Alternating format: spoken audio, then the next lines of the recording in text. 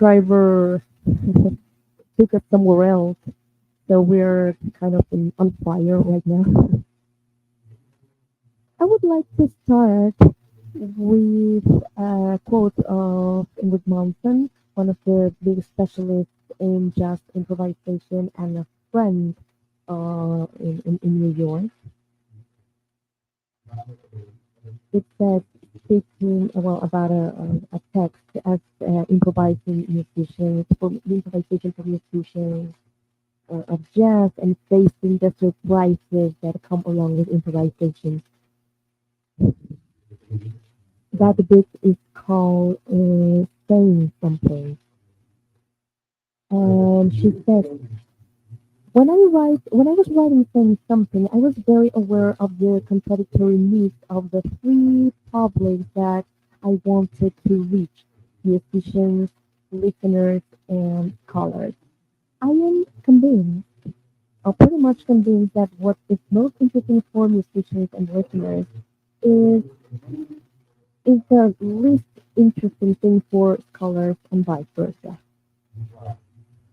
So here in a seminar about thinking a round table, well, it's actually a rectangular table, but about what we think about the way of thinking of impro, it's kind of hard for me to actually decide where to go. I've been programming concerts since 1978.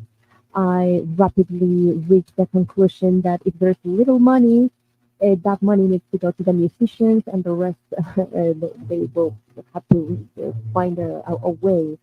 So here, my focus, without running away from theory, because theory goes along, I think impro is moving, or it's trying to, or what I try to reach is musicians, because I am a musician, and it's a natural perspective for me. As I said yesterday or last night, all improvisation is interactive, and it doesn't matter if it's just in the scenario you are interacting with a big number of other agents, human and non-human. Therefore, I believe that what's interesting here is, and I say this very briefly, to check some of these aspects of interaction and make some reflections from the perspective of, or even without trying to talk about what's happening on the Spanish and Portuguese speaking world, or what is called in Spanish, uh, the territorio de la ñ, the territories of la ñ letter. Most of what I've been reading so far is more about jazz and not the impro, which is totally normal because jazz is a bigger phenomenon, a wider phenomenon that has had a lot of popularity and recognition in the world, not just in the world of music. But the writing that revolves around jazz, not all of it, but a big part of it, is very much important. And I'm speaking about what the theoreticals write, sometimes not even the musicians themselves. I think that the danger is that in the case or in the realm of free impro, uh, a realm to which I think I belong, there are enough differences between jazz and free impro, and sometimes we are we might not be understanding ourselves properly. I sometimes read that England and the United States are two countries divided by the same language, and I think that's uh, kind of true. Not between the language of jazz and the language of free impro, but the language we used to write and think about it. So there are going to be moments when I mention things that reflect this orientation towards jazz, and what I'm looking forward is to make a contrast with the differences that are present. basically to make differences or to make a highlight of these differences. Thinking about it, I wrote 30 pages. That was not my original purpose. So I just highlighted some parts that I believe are important, are relevant. I will start with what Gonzalo Bifarella said. He's from Portugal, Argentine. Uh, supposedly, your mom told you, right, that you're from Cordoba. So yeah, it's true, definitely. So I made a recording, a trio with him, another musician. That's called Franco Bellini, who is ¿verdad? Sentada delante de mí. Hicimos un concierto en trío que afortunadamente fortunately was recorded, as most of you who are musicians, sometimes we end up uh, recording the mediocre concerts, and great concerts are just lost forever because they were not recorded. But here in this case, fortunately, there was a recording of the good concert. So Gonzalo told me that while listening the recording, actually the recording has had different. It was a multiple recording, so many things, many layers of sound were recorded, and he told me that there were parts that were quite intense, to the point that uh, he asked to listen layer by layer in order to understand what was happening. And the surprise that he encountered is that nobody was doing anything exceptional. The intensity and the intensity of the music was because of the interaction, and not particularly on the musical provisioning of each musician. And that was something interesting. Someone who writes more about collective improvisation, uh, David Borgo, and he has taken some elements of chaos theory in order to explain collective properties that can be developed spontaneously in a collection of components that are interacting without implicit in the individual pieces. That's for the theoretical people here. Um,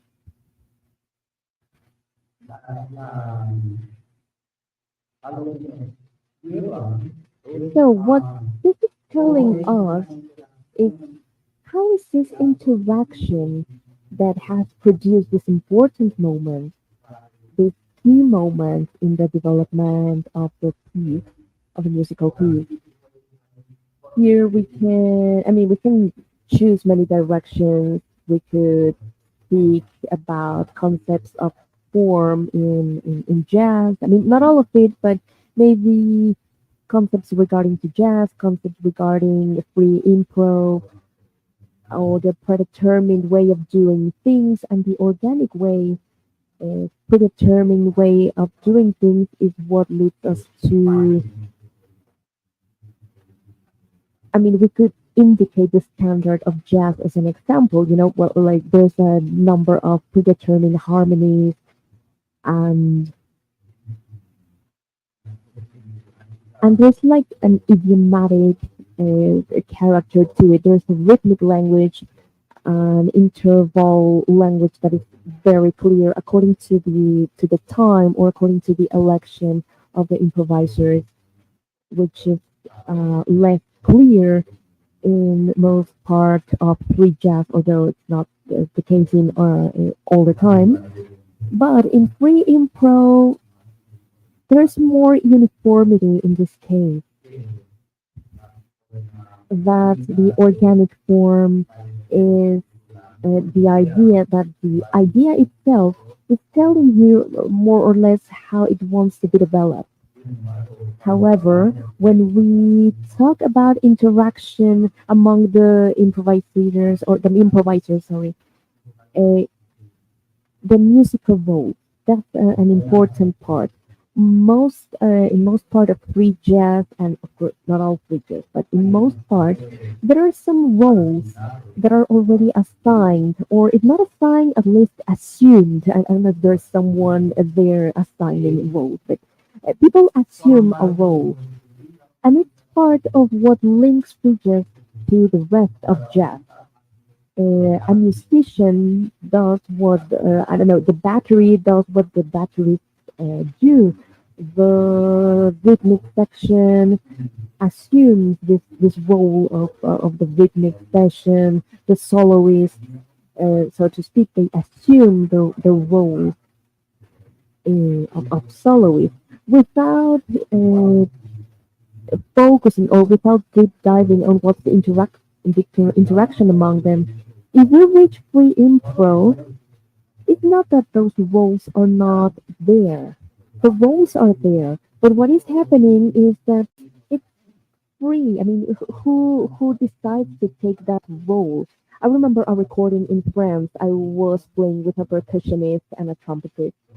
I at that moment I had a flute, and I started to play the flute, and it was definite in the rhythmic discourse of the piece. The percussionist had an old plate that was broken, and he placed it in in the border of the timbal, in the timbal bass, and he started to play it with an art, and it resulted that he was the melodic role. The trumpetist decided to and put the microphone within the bell of the trumpet, and he started to make sounds like white sounds that occupy a space that was basically pure noise, and it sounded much more like a harmonic chord. I mean, if we understand this from an excessive conventionally of a conventional perspective.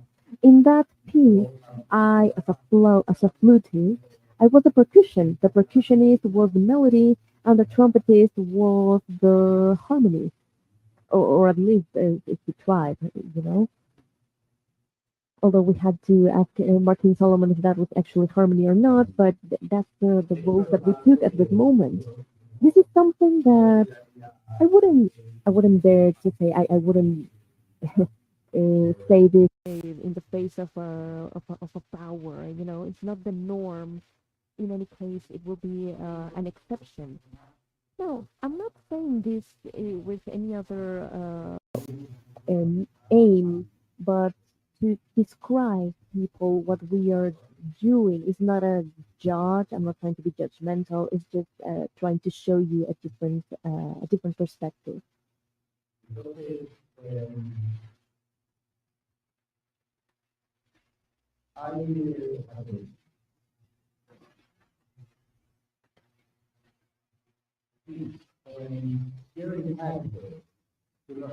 Gary Hagberg, a philosopher and a scholar, he was also a guitarist, a guitarist. I haven't heard anything he has recorded. I don't even know if he has recorded anything, but I'm sure he knows what he's doing. He starts from Jan Cerny and Michael Bradman. They are theorists of collective intentionality with very interesting work. I deeply recommend reading him. Surely Bradman is not speaking specifically about music, but he's talking about intentionality and the decision of what's intentional in as a collective and what is a collection of individual intentionalities.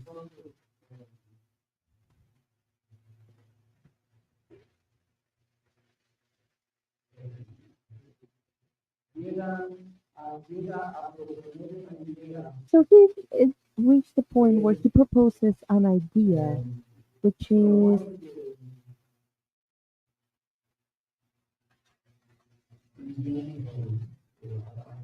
proposing. I mean, I'm not sure if it's him now. I'm doubting, but he proposes the idea of as improvisers, we are capable of foreseeing a little bit what is going to happen. And in my own experience, I don't know if it's because I'm old and my nervous system is now becoming slower, or if it's because my experience as an improviser. I have to say that the moment, the famous moment where you are improvising, is becoming wider and wider and wider as time goes by. It's becoming bigger. So the proposal is, by experience, you may foresee a little bit what the others might do based on the moment where you are, I mean, the present moment. So there's a series of possibilities there. And what Hadberg is proposing is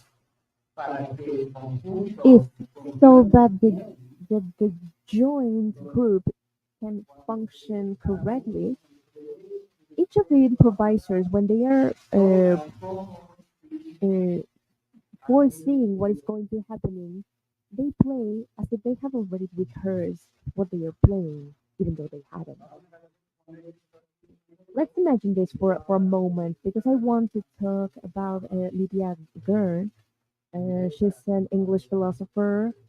Her father was a German orchestra director. He flew Germany for obvious reasons, and she had a series of uh, uh, about Ausbildung practice in German, and all the fidelity to the musical sheet, and that goes more into composition than improv. But her reading about improv is also brilliant. I think that in certain ways, it's mistaken, but it's brilliant. Media Girl recognizes a couple of ways of improvising: impromptu improvisation and extempore improvisation. And she says that improvisers, normally when they are improvising music, it's extempore. Improvisation, impromptu, that happens not only in music but in life, like today with the taxi driver that took me somewhere else. It's the immediate reaction to fix something that is a barrier or an obstacle. And I use the word barrier instead of problem, because sometimes it's not a problem, but it can be something that comes all of a sudden, like out of the blue, and we are not necessarily prepared to react. And what happens here is, and from my point of view, she's focused. Lydia Girl is focused on jazz, and I think this is the wrong way, but she says that jazz is an extempore impro. That is, they are improvising. Musicians are improvising as music goes by. And although she doesn't mention it, I highlight this: when we play as if, that is, foreseeing something, foreseeing as if something is actually going to happen, even if we don't know, because that's like a baggage for me. And girl, on the other hand, she finds that improvisation impromptu is present in jazz, and she finds it in the most competitive elements of jazz, what she calls cutting contests, like those jam sessions where there's a lot of competence, there's a lot of competition. So someone says, "Hey, let's play this theme," and they use a tempo impossible to follow, or to call a standard of 1926 that nobody knows, and this person knows the jam, or they want to play all together, but without a compass. If you are playing it by intuition, that's kind of hard, so you are totally displaced if you are not a super expert on that theme. So for Lydia Gerf, that will be the example of impromptu in free improvisation. I'm not saying it's not like that, but honestly, I think that could also happen in different moments in jazz. But especially, and just the first person I quoted at first in my presentation, Mountain, because she, in her own book, she presents the case of a blues where one of the musicians was displaced in relation to the rest of the musicians, and that's an example on mm, it. You need to find a way of like coming back after being displaced, and it happens without the spirit of competitiveness. You have to improv with the spirit of collaboration and not in the spirit of competition, because that's what we do as musicians. We collaborate, and that's something we should learn since we are children. And so Madame De, I don't know if she understands this collaborative element, but anyway. Now, in terms of improvisation, it's not that the improviser cannot foresee what could happen. It's that that possibility of foreseeing could move him or her into doing what is expected from him. As long as we can understand improv as an experiment, there can also be an attitude against conventions, against what is expected. If we have something in common, if you are a free improviser, throughout the years you accumulate a big corpus, a big repertoire of resources that you learn where to use those resources, that repertoire of resources. And in the case of improv, in that footing of as if, it's clear that, according to Hagberg, if you know the musicians well, if you know what Hagberg calls the language, then you have a very clear idea, not exactly what they are going to do, but what kind of resources they are going to use in order to face what's coming. So in free improv, and I am here talking about ideals, not about all improv, but the most surprising and uh, updated or the more in the moment improv. That's where free improv. Uh, that's where impromptu improvisation enters free improvisation, because maybe I have a big repertoire of resources and I'm going to use that repertoire, but I'm not going to use something that I know is going to work. I'm not going to go for the conventional. I'm going to do something that I'm not sure might work, or I don't even know if it could work or not. That's the choice I'm going to make. So by providing this choice, we are making a difference between two fundamentals, which is on one hand music, and on the other hand the dynamics of improvisation. They go hand in hand. Sometimes they go together, but they are not the same. I have a very clear recollection that when I was playing in London, I was invited to a group of duos, and London is like Mexico City. I mean, it's enormous. And John Butcher, improviser, a saxophonist improviser, he came for me, and he was not going to play, but he went to take me to the concert. So we arrived at the place, and the person with whom I was supposed to play, who was, by the way, the organizer of the series of duos, had on the table a lot of toys.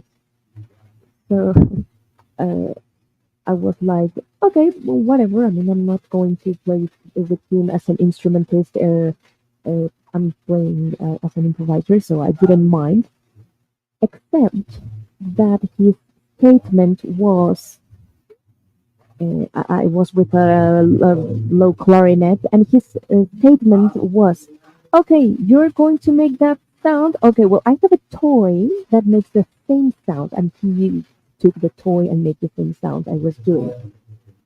And that gets old really fast as an improvising statement. So I did what I could in order to turn that into something that could be musically interesting. Of course, there were some other duos many of which I could mention because they proposed interesting things, but we have little time. So I'm just going to cut to the chase and say when I came back at night and I asked the person who brought me to the concert what he thought, and he told me it was not the best music of the night, but it was definitely the best improvisation. And that made me think a lot. That made me wonder a lot because when you are improvising, and this is something that I found especially with mature improvisers, although some some of them with very little time they understand it because it's also a matter of personality.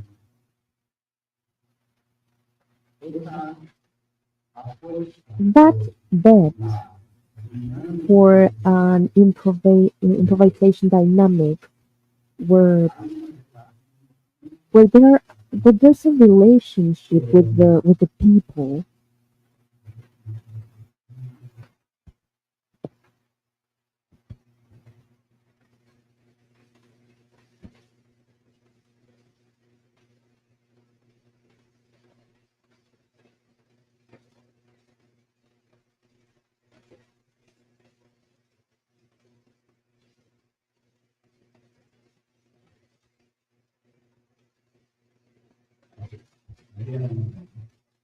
Here it is, Andrea Neumann, improviser of piano, co-founder of the uh, Exide Music, Berlin Reductionism, amazing as a musician. She says, I love the combination with musicians where you can leave courtesy aside. When you interrupt someone, there can be an agreement that maybe someone is doing more noise than you, and it's understood that the person is aware that although they are being loud now, they are going to lower their volume later on. So with this kind of musicians, this kind of musicians with when you have a bass, the same bass, you can have this uh, sort of lack of courtesy. And in the case of hard work, we find different kind of relationships. If someone is saying, okay, so to make this work, we have to play as we knew exactly what we are doing and as if we knew exactly what is going to happen, considering that this is like a presupposition. Like in order to make this work, the other needs to foresee what I'm going to do the same way I need to foresee what the other is going to do. So if I move away from what the other one is foreseeing, then I debilitate the collaboration, and that's complicated. Sometimes someone provides an amazing solution that's totally unexpected, but that's not what Andrea is saying. No, it's not that, oh, the more I know you, I'm going to be more mean towards you because I can. No, there's a moment when certain level of improvisers with certain amount of creativity and experience in impro and also with a very particular individual personality that are more focused on the dynamics rather than the music per se. I am going to introduce these elements and then we're going to turn into a totally different direction because this is not something that can be just ignored. I mean, for the public here that is not mm, that doesn't know what is going on in order to realize the dynamics of improvisation, for those who are just following the music, they might feel like they're moving on a musical zigzag that is uh, uncanny somehow. But for those who are following the dynamics per se, like who, if they are listening among themselves, who is deliberately assuming a role or a secondary role, or who is on fire and wants to provide or give something really important to the music, if you are in this routine, it can become fascinating to watch this kind of impro happen.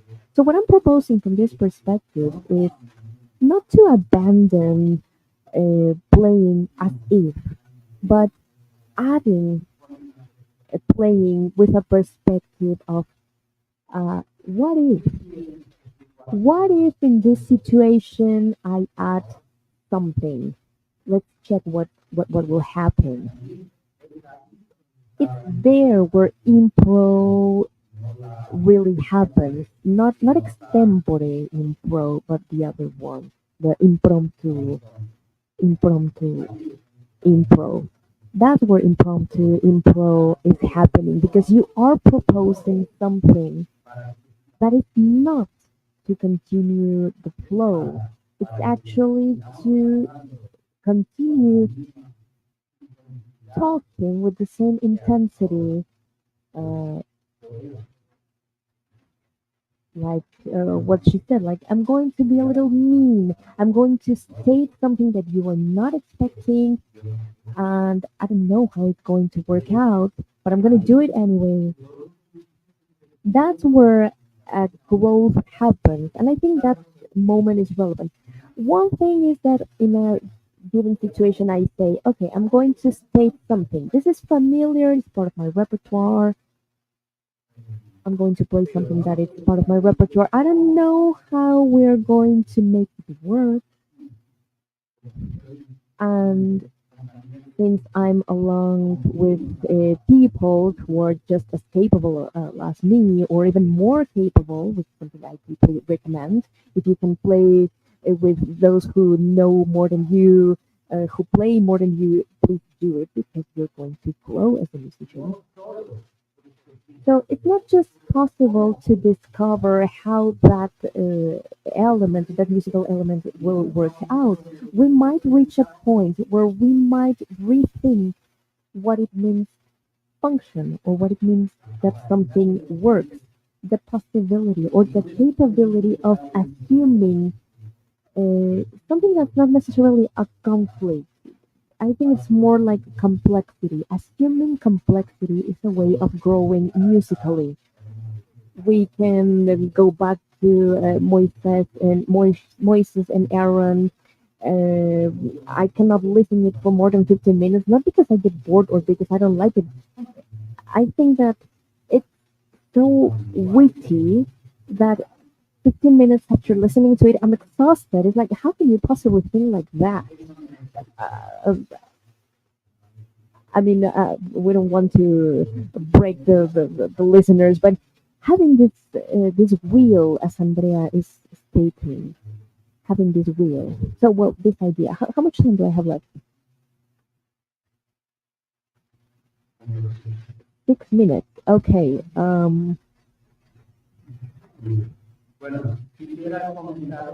I would like to comment another element that I think is important that has to do with the personal style and musical language.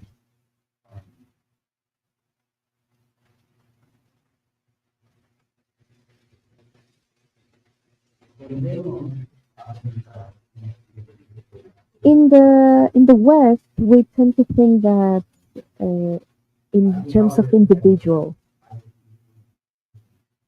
uh, Harold Specker has wrote many things about the support personnel. That is the personnel or the staff who support the artist. For instance, when a painter makes a drawing for yeah a drawing. mm, and then the specialist takes that drawing and sort of translates it into the I don't know into the rock or the and makes it real. So there we have a couple of people, and Becker himself talks about conflict between the artist and the creator of that map. So what they create is a more conservative uh, way we have the famous discussion, and welders, because Calder, he was an artist, but he was also an engineer. So uh, I mean, it was like a drawing and the one who engraves. There is a difference, and he will tell the welders, "Hey, we must weld this in a particular way, otherwise this is going to fall down. It's not going to have enough support." And he was like, "By the way, I'm an engineer. This is not going to fall down." Unfortunately, throughout the years, we have seen uh, some engineer works of engineer that have fallen, but uh, I mean, we never know. So sometimes when there well, we think there's just one creator, there's actually a team, and a team can be of a different way. Maybe the lobbyist of a cathedral that says, "Hey, we want a picture of the Virgin," and the painter uh, Caravaggio paints the death of the Virgin and with dirty feet, and it's a scandal, you know. In any case, we normally associate the style of the artist with certain uniformity or certain conformity with practice, um, with how they are painting, what kind of pencil, what kind of colors, what technique, and other aspects regarding style, what we associate to style. I think it was Jean Cocteau who said, "We need to have style, but not just one style."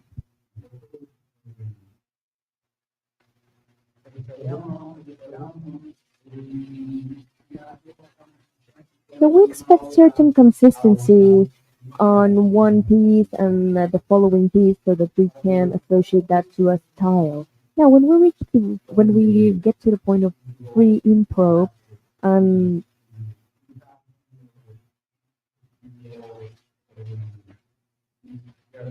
maybe when Derek Bailey wrote what that improv was not idiomatic, maybe it was, but at this point there have appeared a number of languages in free improv, one after the other, and all of them are very interesting and all very different altogether.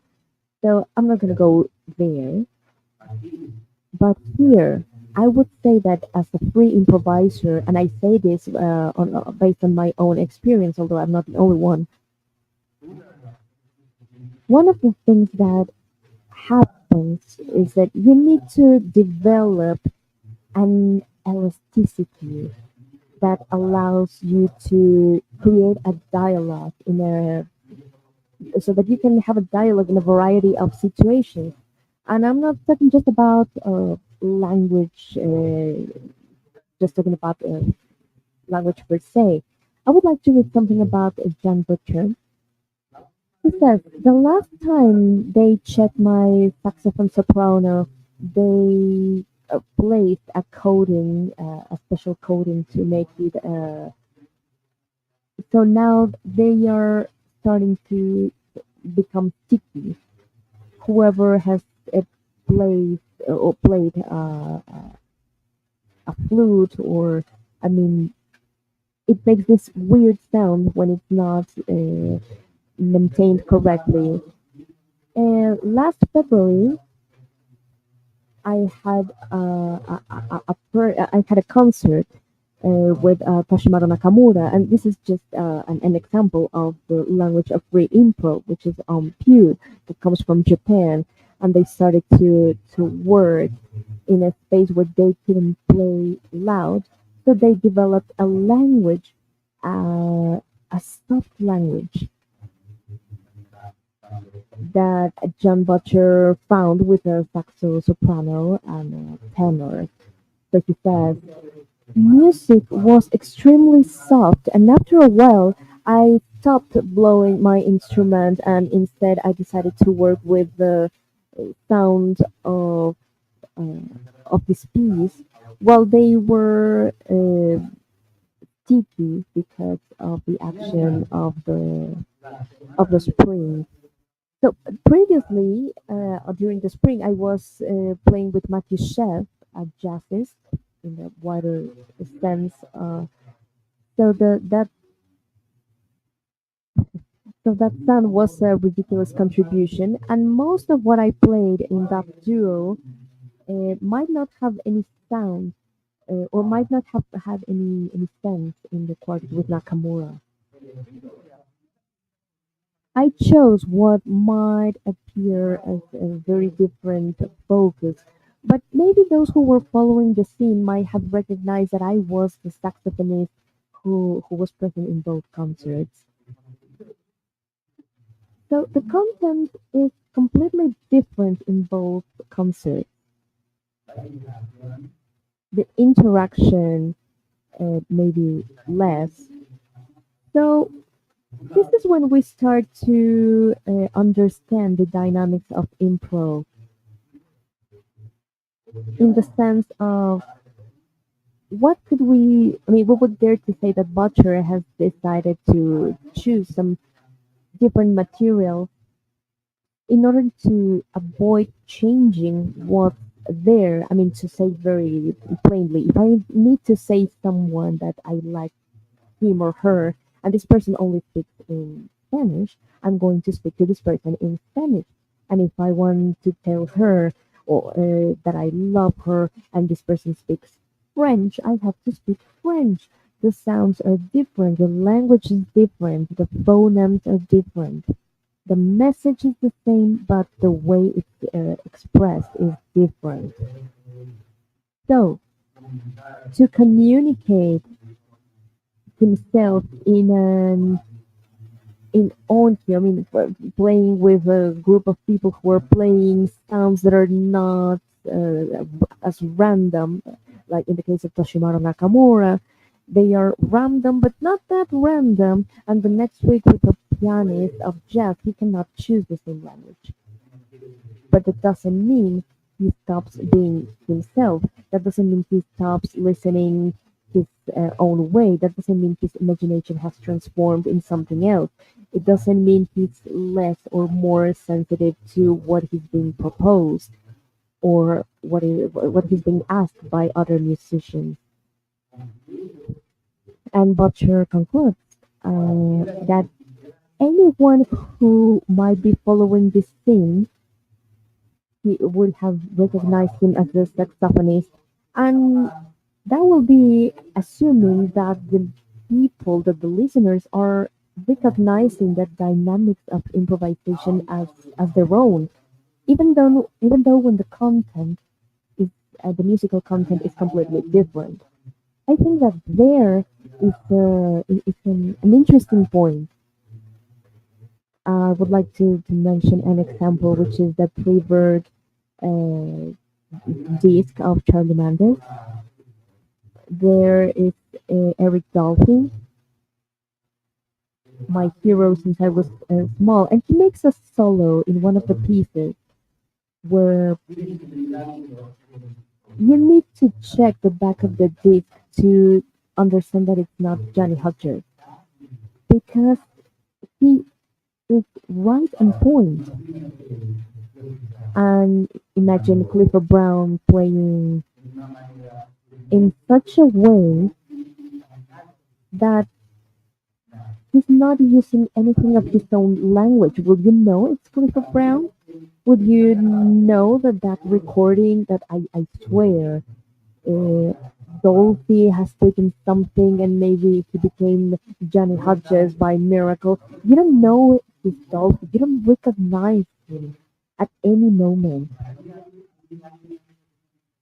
So I think that there is a relationship between the language, the resources, the musical background, and the dynamic of improvisation that could be different in jazz as in free improv. And I say this knowing that And jazz musicians, a big part of their formation, of their education as improv, comes from learning solos of previous jazzes. So we need to take that into consideration just as we consider pure life, that the composers learn their craft analyzing the works of previous composers. But Pulis adds that it doesn't matter if the analysis is right or wrong, as long as it creates good music. And then saying, just to create a distinction, that if I listen to a saxophonist play a jazz solo where he quotes Coltrane, um, Lester Young, Dexter Gordon, I would find that amazing, and I would admire how they establish the knowledge of the great tradition of jazz.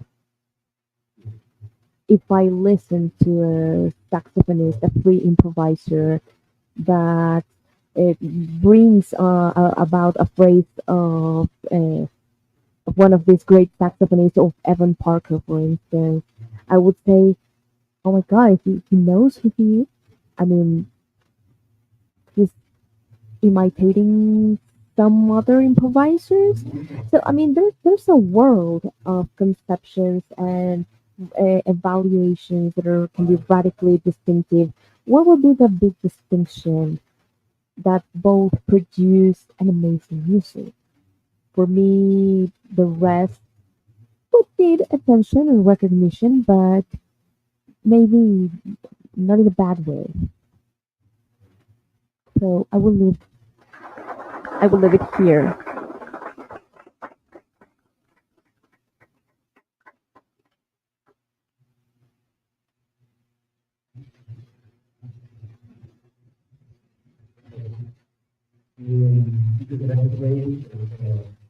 Thank you, Wade, for this presentation.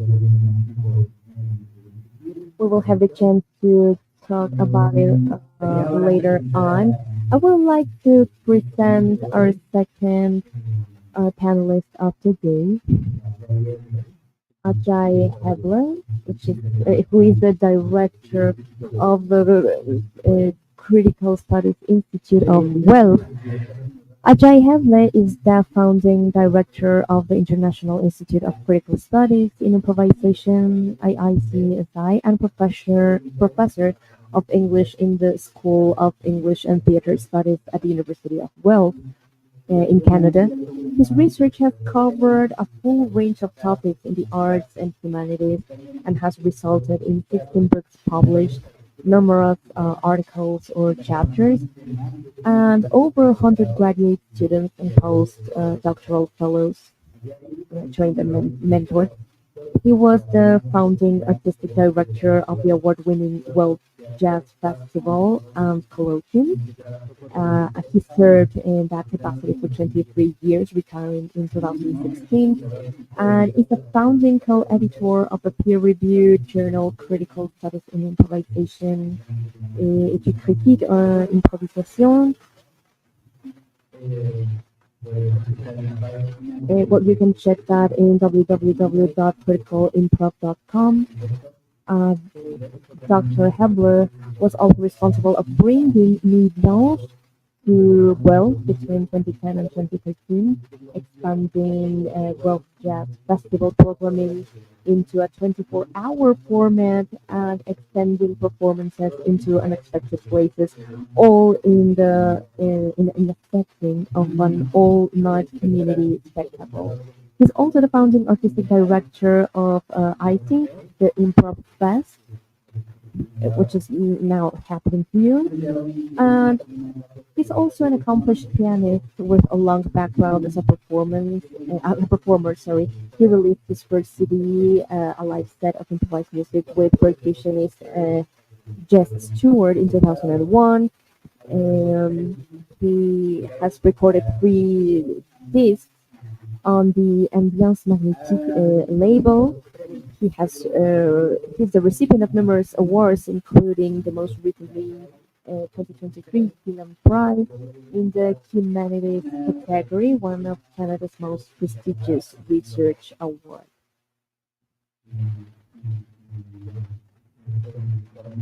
So you can check more about Ajay in the site of the Guelph University. So thank you, Ajay, for being here and for all.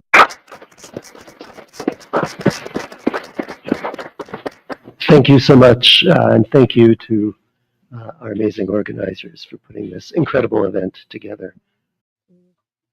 Increíble estar acá. Y el día de hoy voy a hablar sobre Learning to think otherwise through musical improvisation. Part 1, Surviving the Upheaval. There's a story about the writer Franz Kafka that's in popular circulation. In its various iterations, it has captivated the attention and sparked the imagination of readers over the years. And it's even the subject of a children's book. Perhaps you've already heard it. Franz Kafka, one version of the story goes, encountered a little girl in the park where he went walking daily. She was crying. She'd lost her doll and was desolate. Kafka offered to help her look for the doll and arranged to meet her the next day at the same spot. Unable to find the doll, he composed a letter from the doll and read it to her when they met. Please do not mourn me. I've gone on a trip to see the world. I will write you of my adventures. This was the beginning of many letters. When he and the little girl met, he read her from these carefully composed letters the imagined adventures of the beloved doll. The little girl was comforted. When the meetings came to an end, Kafka presented her with a doll. She obviously looked different from the original doll. An attached letter explained, "My travels have changed me." Many years later, the now grown girl found a letter stuffed into an unnoticed crevice in the cherished replacement doll. In summary, it said, "Everything that you love, you will eventually lose. But in the end, love will return in a different form." It's a touching story. I've been taken with it ever since I first heard it. And I've read that Kafka apparently put as much time, effort, and care into crafting these letters for the little girl as he did into his own writing. Moreover, in the kindness and compassion that Kafka provides to the inconsolable stranger, and the thought that he puts into writing the letters to her, there is, I'd like to suggest, a story about the very practice of care.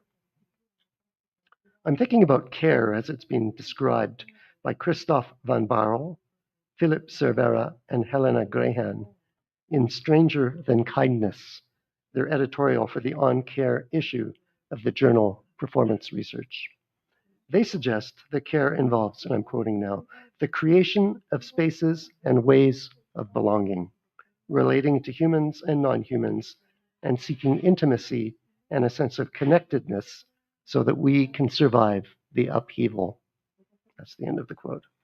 Care in this improvisational encounter, this sense of connectedness in the park between Kafka and a little girl, manifests itself as an act of relationship building in public space, a gesture, as it were, to help survive the upheaval of loss. I wanted to begin with this story of Kafka and the doll, this act of care, because it might offer a useful way to conceptualize some of the challenges and the opportunities that confront us as we seek to carve space for meaningful connections with others and to generate and sustain possibilities for more caring collective futures. Now, I wouldn't be overstating the case to say that in these troubled times in which we live, the practice of care is urgently needed. Our world is one in which carelessness reigns, suggest Andreas Chatsidikas, Jamie Hakim, Joe Littler, Catherine Rottenberg, and Lynn Siegel at the outset of their 2020 book, The Care Manifesto.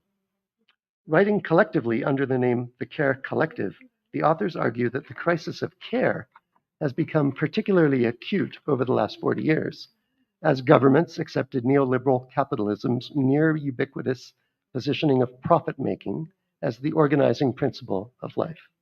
It's meant systematically prioritizing the interests and flows of financial capital while ruthlessly dismantling welfare states and democratic processes and institutions.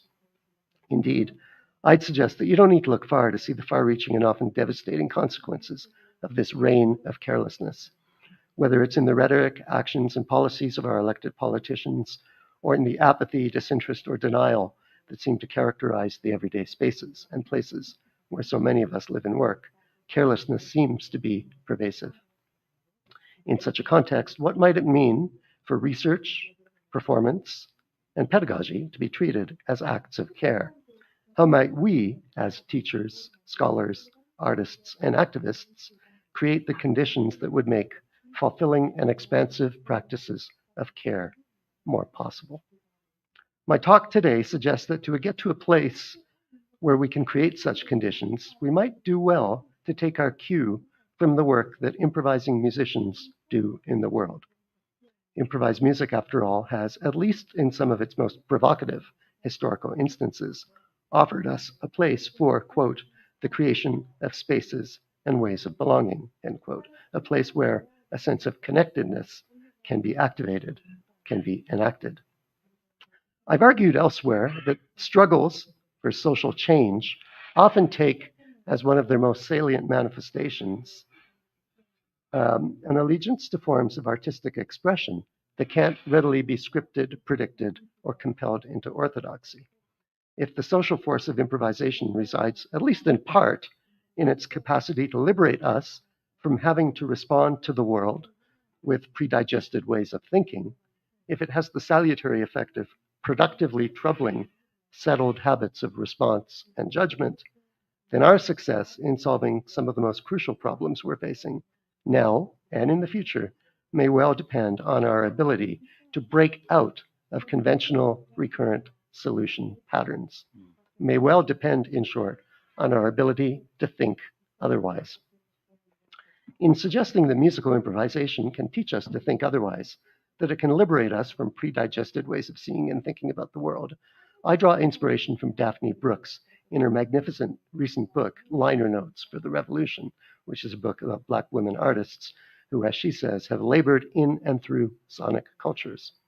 These artists, she tells us in an apt turn of phrase, were, quote, dreamers who laid claim to music as a site to wrestle with crucial ideas. So music as a site to wrestle with crucial ideas. In his landmark book on the influential musicians collected, the Association for the Advancement of Creative Musicians, or the AACM, scholar and trombonist George E. Lewis makes a related set of arguments. He tells us that, quote, the insistence by Blacks that music has to be saying something, which is interestingly the title of Ingrid Monson's book. The insistence by Blacks that music has to be saying something is part of a long history of resistance to the silencing of the Black voice. Indeed, he explains, as might be expected from a people whose genetic, historical, and cultural legacies were interrupted through sustained, systematized violence, every effort was made by the musicians to recover rather than to disrupt historical consciousness.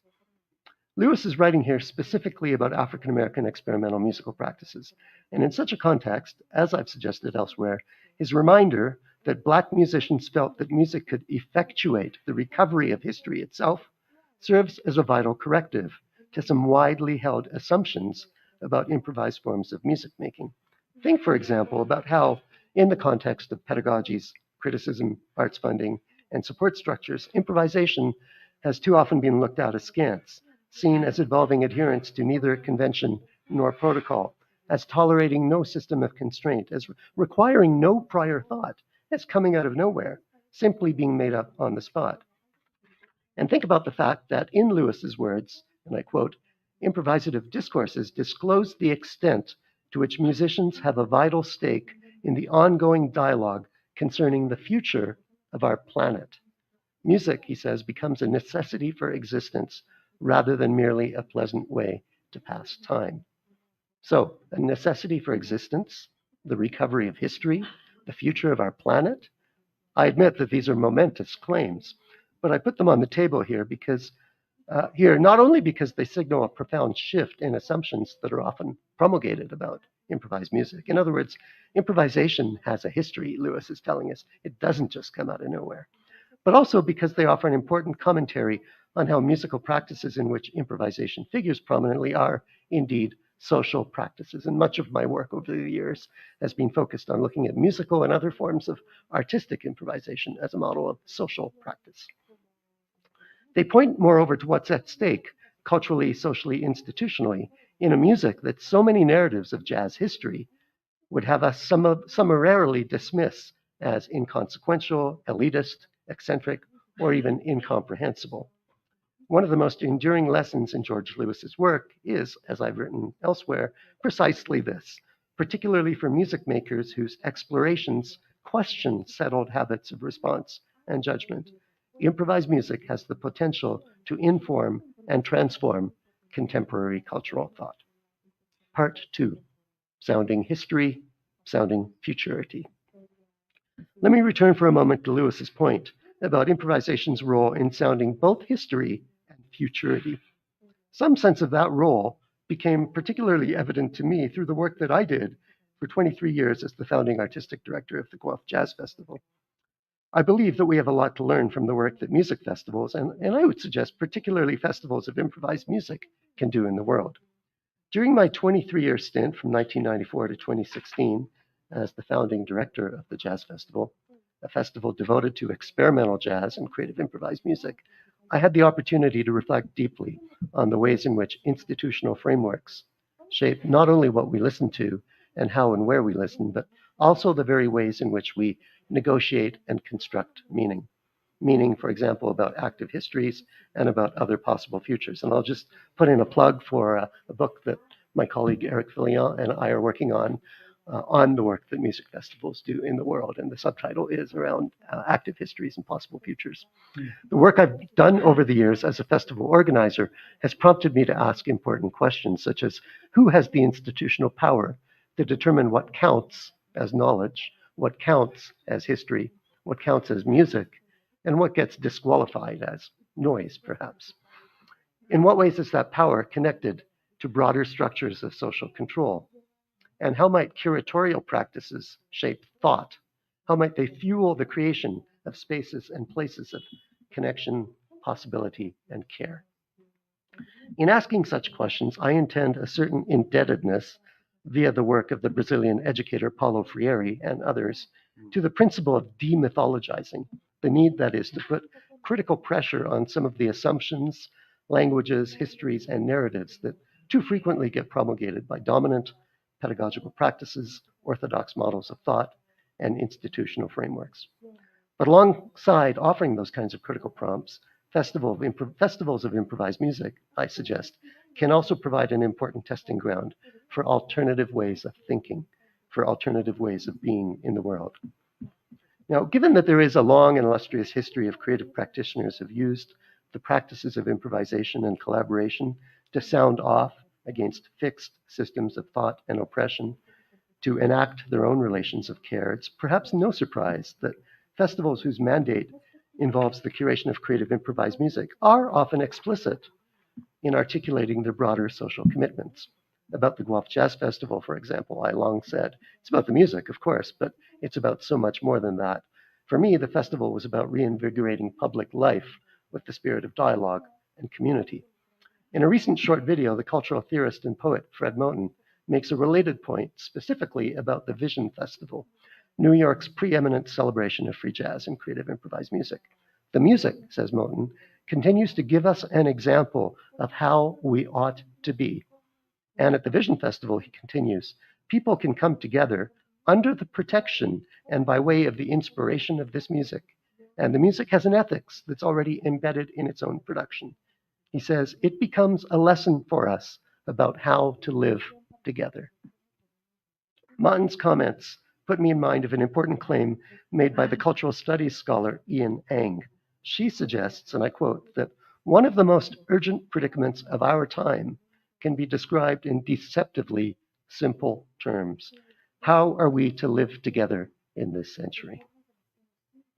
How we choose, that's the end of the quote, how we choose to live and do things together how we sustain bonds and reclaim history, how we adapt to unprecedented change, how we choose to create a shared future, how we remain attentive to our responsibility to build the world we hope to inhabit.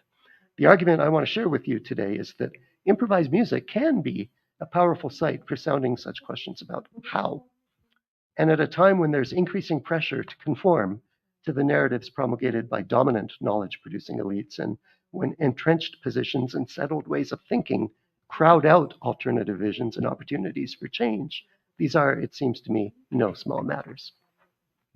If we think then about festivals of improvised music as testing grounds that teach us, as Martin puts it, about how to live together, then I want to suggest that art's presentation can be a vital curatorial catalyst for promoting relations of care and connectedness, a modest, if perhaps unexpected, response to the urgent predicament of our time that the cultural studies scholar ENG has identified. Now, I said a moment ago that the work I did as an arts presenter, the choices I made in curating Festival of Improvised Music, were more than just about programming, more than just about music. As I've written elsewhere through my work as a festival curator, I've become increasingly aware of the ways in which the choices I make, which artists to present, in what context, ought to be understood not simply as programming matters, but rather as complex and resonant pedagogical acts, acts that frequently question static relations of power, acts that seek to build alternative visions of community and social cooperation, acts that often explicitly set out to challenge taken for granted representations and ways of thinking. Programming decisions, in other words, are far from neutral. They involve choices that are connected in complex and important ways to broader struggles over resources, identity formation, and power. Festivals, for example, can provide meaningful opportunities to recast the way we think about histories, the identities, and the epistemologies of diverse and often marginalized peoples. And they can help to promote counter narratives that invite and enable an enlargement of the base of valued knowledges. In this context, festivals might purposely be considered, in cultural commentator Max Wyman's terms, and in a phrase that calls to mind Fred Moten's remarks about the Vision Festival, as testing grounds for new visions of how we live together, new ways to establish shared values. One of the things I've learned over the years during my time as a festival curator is that the social force of improvised music resides in its capacity to trouble the assumptions and the expectations of fixity that are too often fostered by dominant orders of knowledge production. At a time when so much of what we know, what we think, and what we believe tends to be fixed, calculated, packaged, and predigested, improvisation has the vital capacity to prompt us to think otherwise. Thinking otherwise. I believe that there's a lesson here that resounds throughout the history of creative improvised music. It's a lesson about lateral thinking that Thelonious Monk taught us when he insisted that there were no wrong notes on the piano, or when Jackie McLean took off for Destinations Out, or when Nicole Mitchell-Gant tells us that her imagined location of Mandorla Island is a raw, incomplete, and hopeful example of an alternative vision where we don't have to continue believing in and empowering the current Western thought agreement steeped in white hegemony. Or when Sun Ra encouraged us to sign up for Outer Spaceways Incorporated and insisted that there are other worlds they have not told you of. It's a lesson about what happens when the right and the proper make way for those of us who, in historian Robin Kelly's phrase, are bold enough still to dream. When the scripted and predicted give way to openness, transformation, and an ongoing process of inquiry. When, to borrow from Barbara Tomlinson and George Lipsitz, we're able to discern the what can be inside the what is. When, instead of relying on the taken for granted, we learn to dance with uncertainty. Part 3, dancing with uncertainty. Learning to dance with uncertainty. This might be an apt way to describe the situation that many improvising artists found themselves in during the height of the COVID-19 pandemic. Since the first lockdowns caused by the pandemic, arts organizations and musicians around the world demonstrated the effectiveness of improvised responses, creatively using public spaces and the digital sphere to connect artists with their communities, often in profoundly moving ways. During a time when concerts and festivals were canceled and the ability of musicians to earn a living wage was severely diminished, so many musicians and arts presenters responded in creative ways that encouraged us to think otherwise. So a few examples from opera singers singing on their balconies, serenading quarantined communities in Italy, to drive-in concerts in Denmark, to a worldwide sonic meditation via video call inspired by the life work of the great improviser Pauline Oliveros, to a program in Houston, Texas, where you could schedule an improvising musician to perform a 10-minute piece of experimental music from a safe distance in front of your own home, to a 24-hour online event called Pensar, organized by the University of Padua in Italy and held as part of UNESCO's International Jazz Day, to a 24-hour online improvisation festival that I curated in August 2020. So there's no shortage of inspiring artists who found ways to share the power of music to bring people together during this difficult time, to engage in, again, the creation of spaces and ways of belonging. In short, to create conditions that sought to make fulfilling and expansive practices of care more possible. I want to briefly zoom in on one particular example, IF 2020, which was a 24-hour improvisation festival online that we hosted at the International Institute for Critical Studies and Improvisation. It featured performances, pre-recorded performances that were broadcast online over a 24-hour period and only over a 24-hour period. If you didn't tune in then, you couldn't see them. So there were over 150 artists who participated from countries all around the world. And we did this in partnership with festivals and community organizations around the world. Okay, let me play you a very short trailer that we used to promote the event.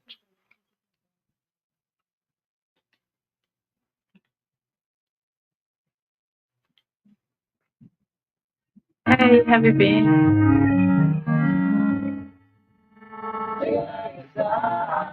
If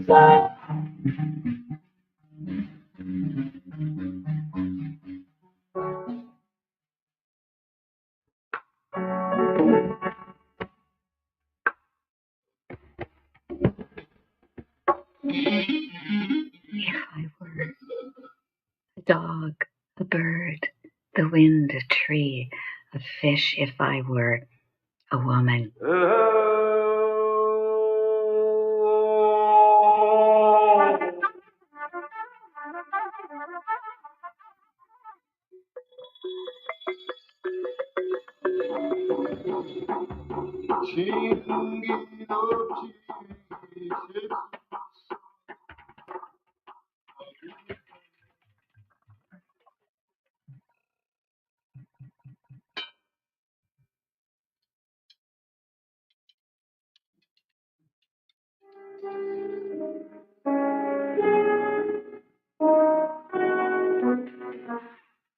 Historical pandemics have forced humans to break with the past and imagine their world anew.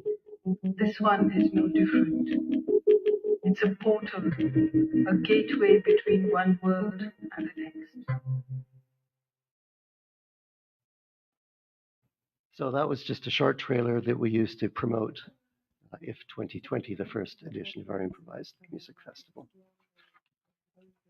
So this all-night celebration of the arts featured short pre-recorded improvised performances by musicians, spoken word poets, dancers, theater practitioners, and multidisciplinary artists from over 25 countries, captured in response to the COVID pandemic.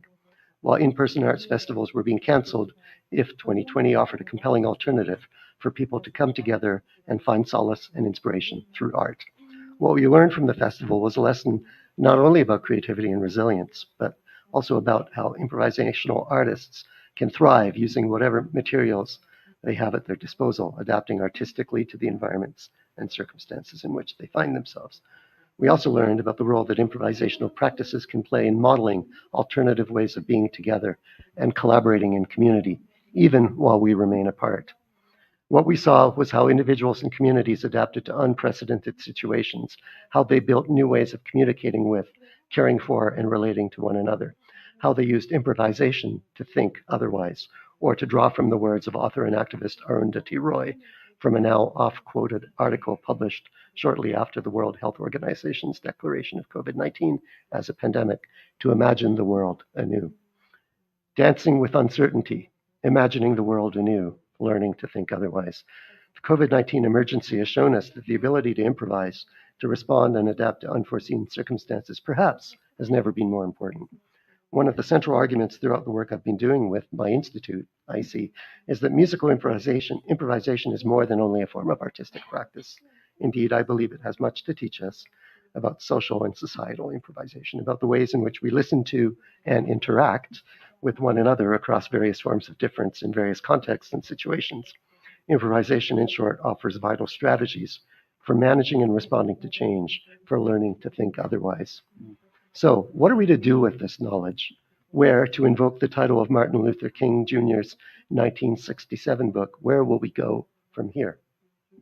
My invocation of Dr. King here is, I think, relevant for a number of reasons. It's meant as a deliberate cue for us to recall the parallel pandemic of racial injustice and systemic anti-Black racism that captured the world's attention during that same time, especially as a result of the murder of George Floyd in May 2020. It also prompts us to consider that those who are perhaps most adversely and disproportionately impacted by the COVID-19 emergency have been aggrieved communities and people of color. Emergency, as I think the pandemic made very clear, does have a color.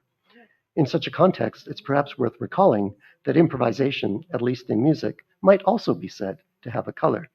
In many ways, and for many creative musicians, it's the color of resistance and activism.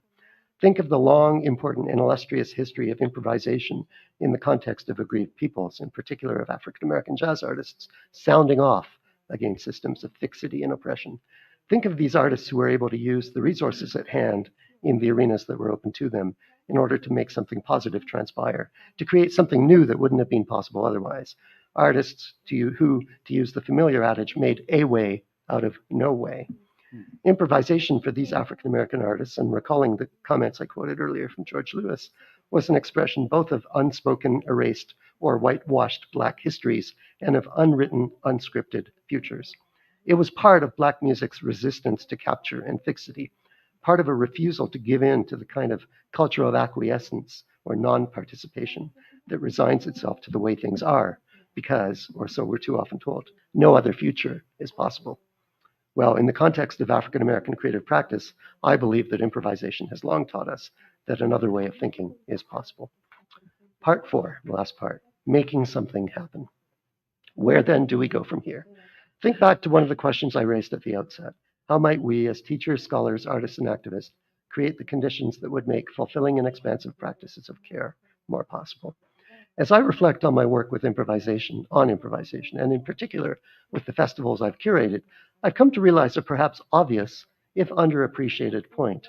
To borrow again from Christophe Van Barl, Philip Cervera, and Helena Grahan from their Stranger Than Kindness editorial, and I quote, putting the effort into making something happen, whether it is a text, a lecture, a meeting, a theater, or dance performance, can actually be essential to developing relations of care.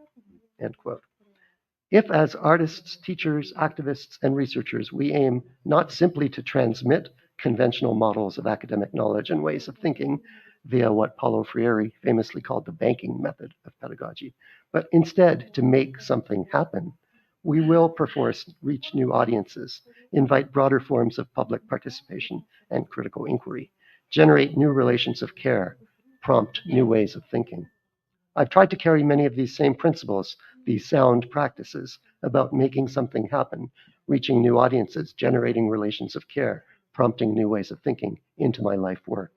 I've shared some brief examples with you today about my work as a festival curator, touching on both the Guelph Jazz Festival and the first edition of IF, our Institute's improvisation festival, which of course this year is being hosted here in Mexico City by our colleagues and partners at 17, the Institute of Critical Studies. As I mentioned yesterday, this is the first time this festival has traveled outside of Canada, so very exciting for us. For me, one key takeaway from the examples I've shared with you is that we need to create structures and conditions in our communities, as well as within the larger institutions in which we work, that can allow us to make something happen. Whether it's through our festivals, with our communities, in our pedagogies, we can indeed put the effort into making something happen. But to create places and ways of belonging requires deliberate effort. To curate with care requires intention. To push up against the rain of carelessness requires fresh new ways of thinking, a willingness to take risks, to resist orthodoxy, and yes, to trouble settled habits of response and judgment. To survive the upheaval requires imagination. But imagination and imagining the world anew, we know, is no easy task.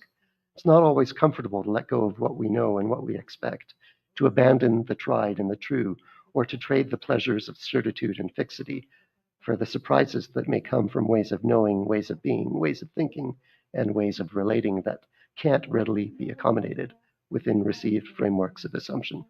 Think back to the story about Kafka, the girl, and the traveling doll with which I began. It might have been easy for Kafka to ignore the girl's tears, to trivialize her loss, but instead he took the time and he used his imagination to make something happen, to compose letters from the doll to help the girl cope with her loss, and in so doing to develop a relationship with the girl that showed he cared about her. Perhaps there's a lesson there about the responsibility to act creatively, imaginatively, in support of others, a lesson about thinking otherwise, and of exercising compassion with genuine intent, a lesson that perhaps can translate into our own lives in ways that can help us survive the upheaval. Think of it then as a call to action, a call to make something happen, to show that we care. Thanks.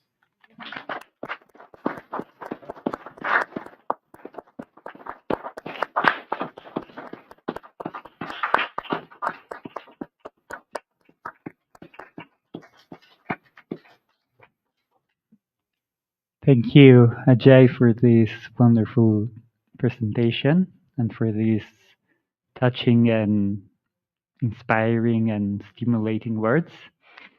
Um, I'm going to switch now into Spanish again. Bueno, tenemos ahora un espacio. Have now around 20-25 minutes to talk, to have an exchange. I think there are many questions, ideas that are quite powerful. So if anyone would like to say something, ask something, now's the time.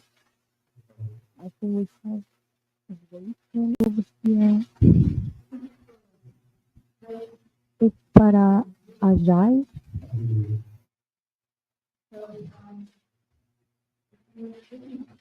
Conforme te escuchaba, Ajay, How temperament, I mean tuning, has constrained a little bit our notion of music. No, I realized this the first time I listened to someone play something that was not in a regular temperament, and it's like I thought it was like a dictatorship of sound, no? Because we not very often go out of it, and I was thinking, what are your insights about this? How temperament has constrained our notion and the way we create music. Yeah, thank you for that question about tuning and temperament. I think one could argue that fixed forms of tuning, are in fact constraints that musicians have long had to work with, and there are certainly many musicians within the history of creative improvised music who've sought to, move outside of those fixed systems, and not always easy to do. But I think of Ornette Coleman's Harmolodics, or an artist who recently played at the festival last October, Hafez Moderzadeh, who's also experimented with different forms of tuning. And so I think the short answer is there are artists who are, I think, trying to work with those constraints in ways that are really creative and finding new ways to, again, think otherwise. I think that's what I would say. Bien. Les propongo recopilar varias preguntas antes de que ask a group of questions.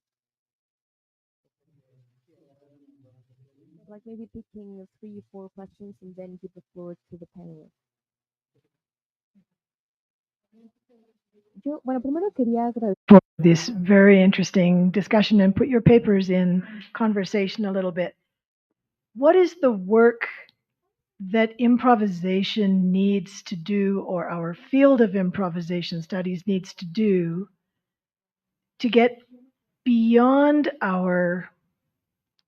what we know already. I'm thinking here of the silence producing machine.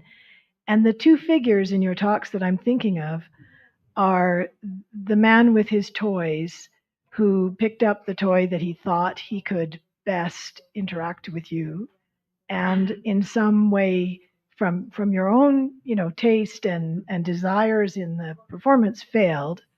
And I'm thinking of the little girl in the Kafka story who is not a subject. We don't know how she thought about this interaction. We don't know how she received it. We don't know. She's not an agent in the story except as someone to be cared for. And I wonder how we get beyond the idea of making something happen that we desire to happen, to at the same time being aware of the limits of our own desires or the effects they may have in the world.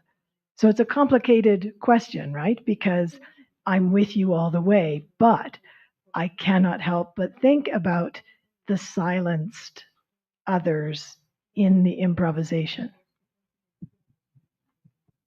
Gracias. Aquí había otra mano levantada. Bueno, primero, gracias a ambos por... First of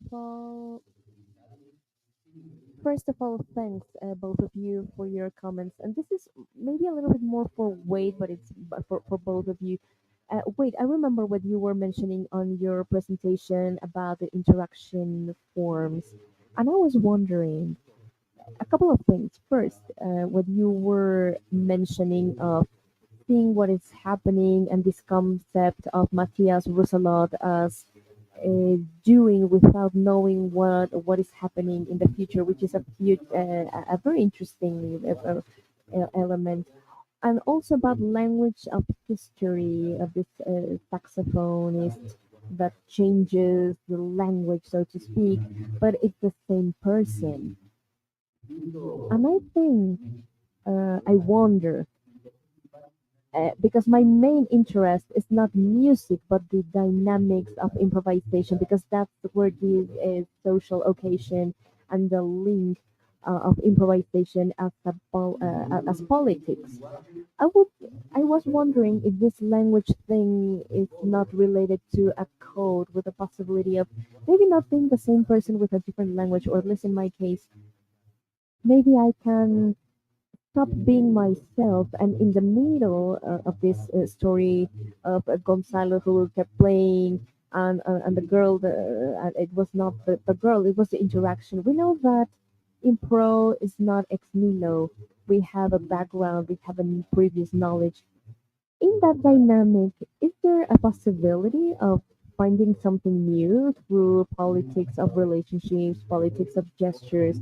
Because I found new things there. I think there is a novelty in the interaction. Do you think that constitutes a language that could transform itself into something new? When I say language, it's like it's an abstraction that could be more beautiful than the language per se.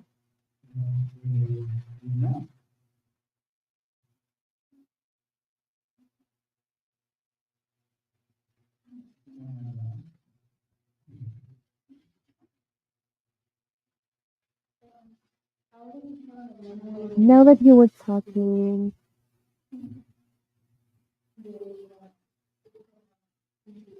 about super silent improvisation, the onkyo, I was wondering. I mean, I lived a couple of years in China, and I had a friend who was a painter. And one day I started making a drawing, and he told me, "Ah, you're so Western." And I was like, why? And he told me, because you want to fill everything up, you don't use the void. And that stuck with me. And another thing that remained with me was a poem of Tagore. When it comes to improvisation, is it you? Is it really you? Or what is improvising within you? And there's a poem of Tagore that goes, I can be buoyed as a flute. I'm sorry, I'm super moved. I hope I can be buoyed as a flute that you can feel with music. And it's a poem devoted to the divinity, something bigger than himself. really made me wonder, uh, like, what can you do when it comes to improvisation? Like, you need to leave yourself behind, well, somehow. Who is improvising? Is it you, the one who is improvising? Of course, you are somehow like a filter, but what within you is improvising?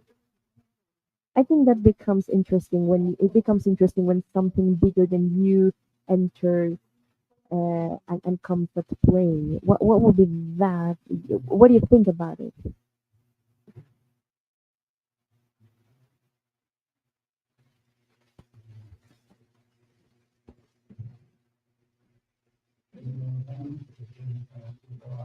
In the 60s, the AMM group, it was a trio at the time. It's one of the fundamental, the founder groups of free impro the way we know it. We, I mean, of course, impro has always existed, but as a movement, uh, that was its starting point. And one of them said, when we are playing, we play as a trio, but we listen as a quartet, which is something somehow related to the first thing I recounted of what Gonzalo realized that something was happening, but none of them were doing something particularly different or special. It's something that we find at the end of an impro, of a collective impro, or a free impro, which is you fear that it's over and you stop. But it's not because someone has decided, oh, this is the end. No, you just know. It's like the AMM is that fourth uh, hearing or that fourth capacity of listening. It's not the intention. It's not listening to the intentions of the musicians. It's not even the sum of the musicians. It's like a synergy where music goes where it wants to go. And it's not that you are not inside in it, but you need to be aware of it. Where does this come from? Well, I don't know. I don't know either.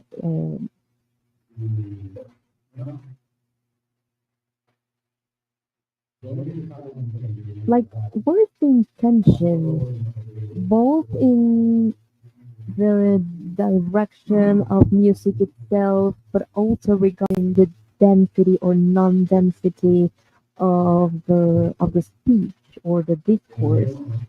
We tend to maybe because we are Western from the Western world, we tend to associate intention with production of sound. The idea that silence is what happens when you are not playing.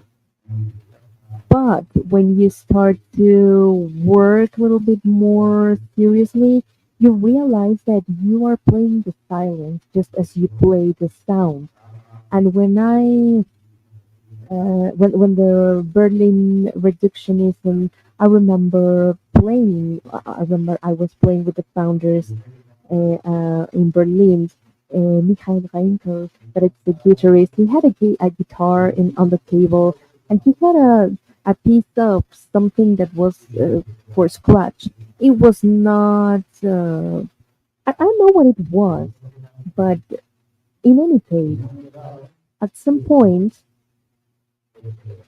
he placed that object upon the guitar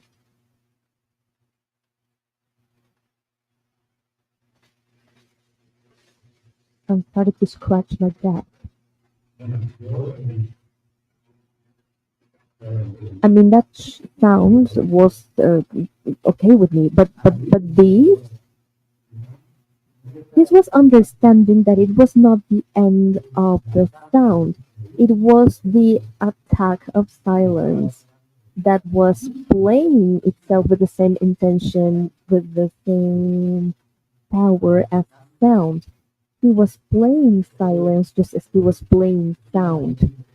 I think that's important.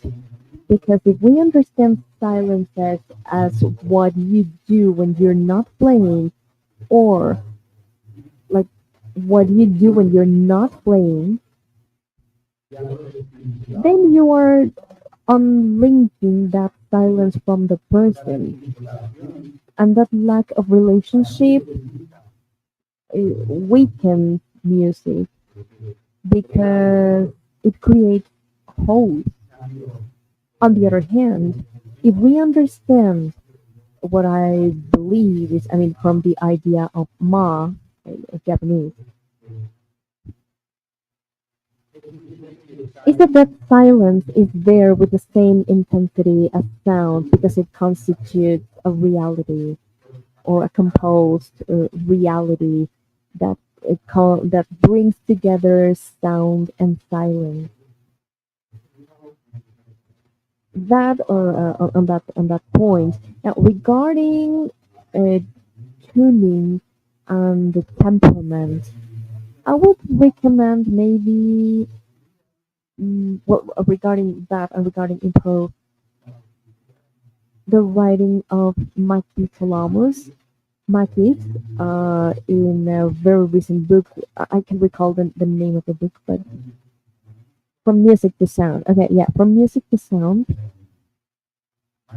Maki defines different ways or different paths through which music has passed from tempered notes to noise. And one of those is obviously moving from the functional harmony from Bach to the ambiguous uh, harmony of romanticism, um, moving through the transfigured night where dissonances are not prepared until we reach the free tone with what this brings about, etc. Another route could be, I don't know where it starts because you can always find something that was before. But if you think Inton Rumori at the beginning of the century, and then you think about Raes and his idea of organizing sounds, and then this uh, comes with Xenakis with his work about stochastic. And the first time many of us went to hear an orchestra where each arc of the section of chords would move separately instead of this wave of violins that were moving all together. Um, this said, not just the abandonment of temperament, but the incorporation of a world of sound that comes from our environment, where you need to know what's the relationship between the global art with the with our daily lives. What's the separation? Because when Beethoven realizes that he's becoming deaf, he writes a letter, and he says that what he's going to meet is walking around the woods. And then you think about what it's walking around Mexico City. What are the sounds? What would be the sounds you would use if you had that relationship with what happens on a daily basis? And maybe uh, looking back, remembering that temperament started as a liberation. That is when Bach started to write a clavier, a well-tempered, he was showing that he could play the instrument in different tones, which was something impossible previously, unless you wanted to expose yourself to a cacophony. So it's a justification. I mean, I don't know, but what I know, what I do know, is that oppression sometimes can be described quite precisely. I mean, we cannot describe freedom as improvisers and as human beings. We are all improvisers. We find liberty or freedom in unexpected spaces, and that could be a blessing. And there was another question, your question. I I somehow forgot it because it was a long question.